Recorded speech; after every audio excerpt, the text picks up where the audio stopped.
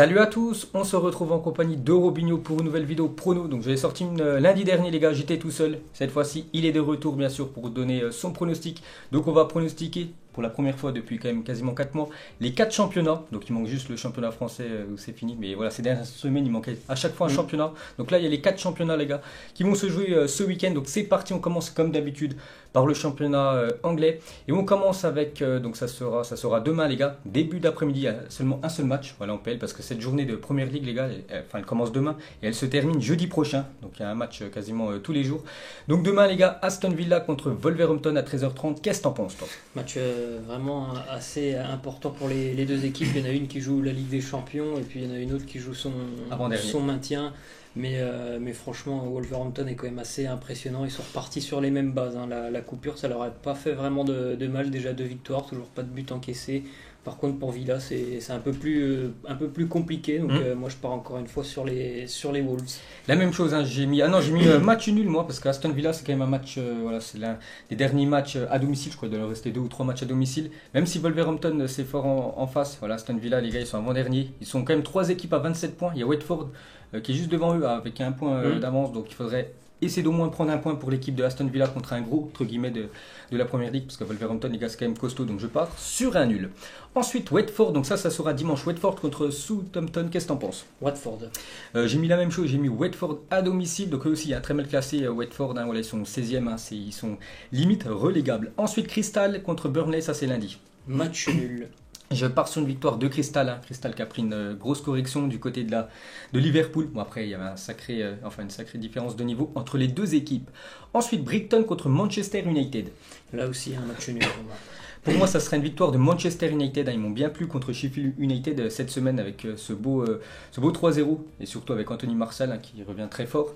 Donc moi, je pars sur Manchester United. Ils sont combien au classement United? Voilà, ils sont 5e. Ils ont quand même 2 points de retard sur Chelsea. Donc on verra ce que ça va donner, mais je pars sur United. Ensuite, ça sera Bournemouth contre Newcastle.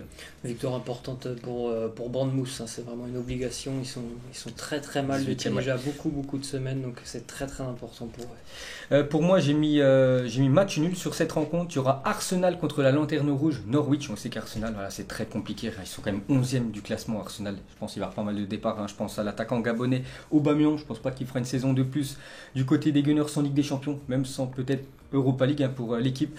Donc contre la Lanterne Rouge, Norwich, qui est quasiment, on peut le dire, en Championship. Donc Arsenal, pour moi, va gagner cette rencontre. Moi aussi. Ensuite, ça sera Everton contre Leicester. Match nul. Je pars sur un match nul aussi. Il y aura un West Ham contre Chelsea.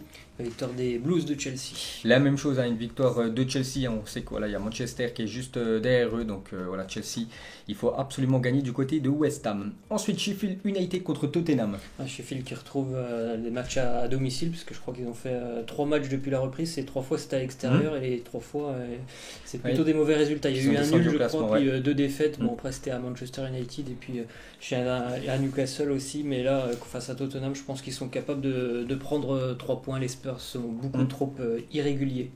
Donc t'as dit qui toi? Sheffield. Bah moi ça sera plutôt Tottenham que je vois vainqueur dans cette rencontre. Et le dernier match, bon là c'est vraiment un match au sommet, dommage parce qu'il y a trop de différences, il n'y a pas d'enjeu on peut dire dans ce match. Hein. Bon après voilà, c'est juste qui gagnera bien sûr cette rencontre. Donc Manchester City reçoit l'équipe de Liverpool, c'est ça.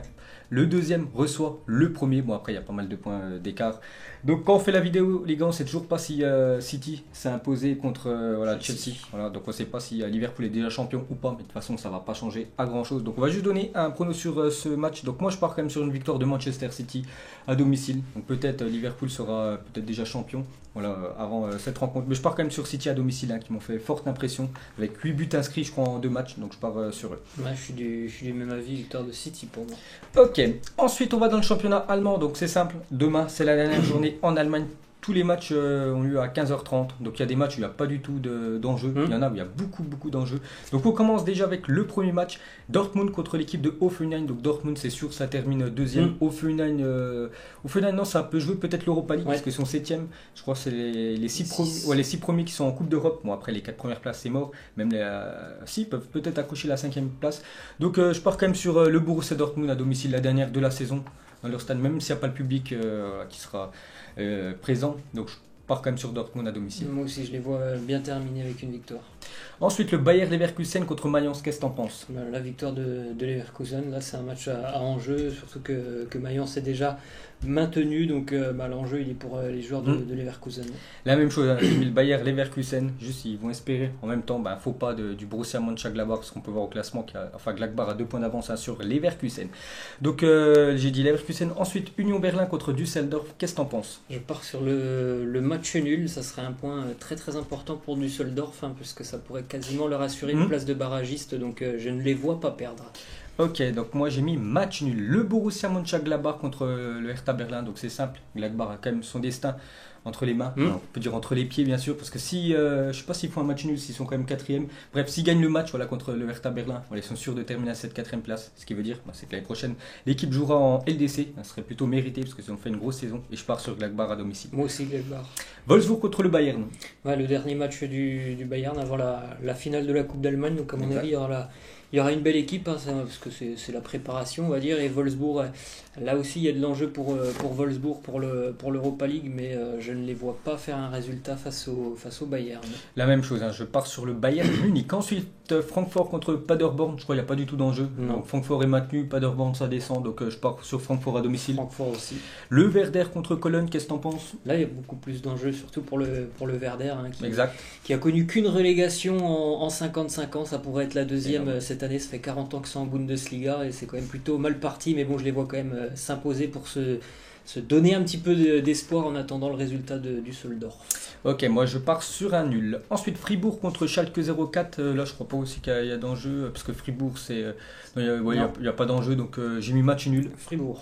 Et on va terminer Augsbourg contre Leipzig.